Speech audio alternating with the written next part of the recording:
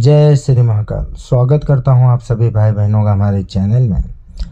दोस्तों, जैसे कि आपने थंबनेल देखा होगा जिस पे लिखा था श्रापित जमीन की पहचान कैसे करें। ठीक है, मेरा चैनल सिर्फ और सिर्फ तंत्र साधना देने के ऊपर आधारित नहीं है।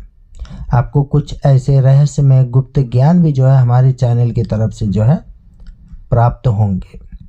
ठीक है, और आज का जो टॉपिक रहेगा श्रापित जमीन को कैसे पहचाने, तो फिर ध्यान से सुनिएगा। देखिए, अपने जीवन में बहुत सारे लोग जमीन खरीदते हैं, घर खरीदते हैं। ठीक है, अगर घर और जमीन सही हुआ तो तुम्हारा जिंदगी चकाचक हो जाएगा। ठीक है, लेकिन मान के चलिए जो जमीन आप खरीद रहे हो, जो घर आप खरीद रहे हो, अगर गलती से वो श्रापित निकला तो आपके घर में कुछ इस प्रकार की परेशानी और दिक्कत जो है आपको हो सकती है। जैसे एक्सीडेंट होना, ठीक है, तरह तरह की बीमारी होकर मौत हो जाना, बिजनेस व्यापार जो है आपका ख़त्म हो जाना, यानी पैसे ना टिकना। अगर आप बिजनेस करते हैं, व्यापार करते हैं, तो ये सारे के सारे चीज़ जो है लॉस में चली जाती है, ये याद रखना। और शरीर में तरह तरह की बीमारियां होती हैं तथा जो पैसा है किसी न किसी बीमारी की वजह से ख़त्म हो जाता है, पैसा टिकता ही नहीं है। ठीक है, ऐसी जो है परेशानी होती है अगर आपका घर श्रापित हो तो। ठीक है, अगर आपका ज़मीन मान के चलो श्रापित है तथा उस पर आप घर बनाते हो, तब भी यही दिक्कत और परेशानी जो है आपको होती है। ठीक है, यानी कहने का अर्थ ये है, अगर कोई करोड़पति आदमी भी हो और श्रापित घर में या फिर श्रापित जमीन लेके उस पर घर बना के अगर रहता है तो ये सारी की सारी परेशानी उसको भी होगा, यानी करोड़पति भी जो है भिखारी बन सकता है। ठीक है, इसीलिए ज़मीन खरीदने से पहले या फिर ऐसी ज़मीन को खरीद कर घर लगाने से पहले जो है आपको पता कर लेना चाहिए कि आपका ज़मीन शुद्ध है या श्रापित है। ठीक है, तो कैसे पता किया जाए, ऐसे घर में ऐसा क्या तरीका है जिससे आप पता कर सकते हो।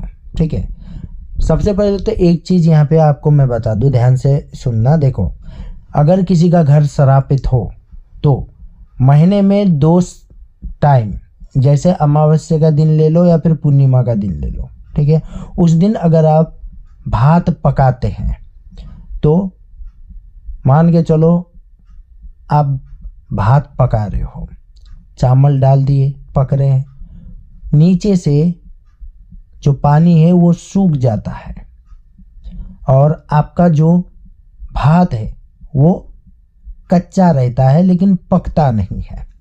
ठीक है, अगर ऐसा हुआ तो समझ जाना घर आपका श्रापित है। ये होगा अमावस्या के दिन या फिर पूर्णिमा के दिन, ये याद रखना। मतलब आप भात पकाते हैं लेकिन अगर उसमें पानी भी है तो भात जल जाएगा लेकिन पकेगा नहीं, ये याद रखना। ठीक है, अब पता कैसे करना है। ठीक है, अगर ज़मीन खरीद रहे हो तो आपको यही करना है। देखो, पूर्णिमा के दिन या अमावस्या के दिन उस जगह पे जाना है और वहाँ पे आपको भात पकाना है। ठीक है, अगर पानी है, ठीक है, लेकिन राइस जल गया, कच्चा है, ठीक है, या फिर पानी पूरा का पूरा जो है सूख गया और राइस फिर भी कच्चा है, पक नहीं रहा, तो समझ जाना वो ज़मीन श्रापित है। ये बहुत ही, ठीक है, गुप्त विधि है श्रापित ज़मीन को या फिर श्रापित घर को, ठीक है, पता करने का। ये याद रखना, किसी किताब में नहीं मिलेगा, ये मेरा खुद का अनुभव है, समझे।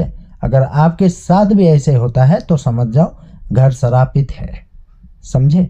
और ऐसे घर को जितना जल्दी हो सके आपको छोड़ देना चाहिए, ये याद रखना।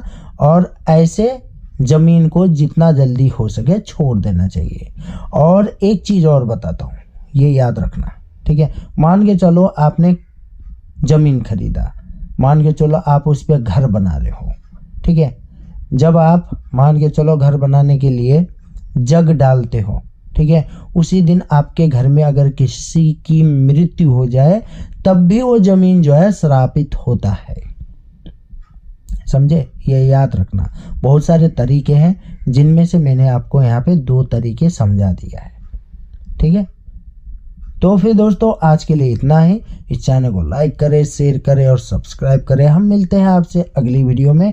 और जाने से पहले एक और चीज़ हम बता दें, देखो जैसे ज़मीन और घर श्रापित रहते हैं ना, ऐसे ही इंसान भी श्रापित रहता है। उसके बारे में फिर कभी हम वीडियो डालेंगे, ठीक है। अभी हम विदा चाहते हैं।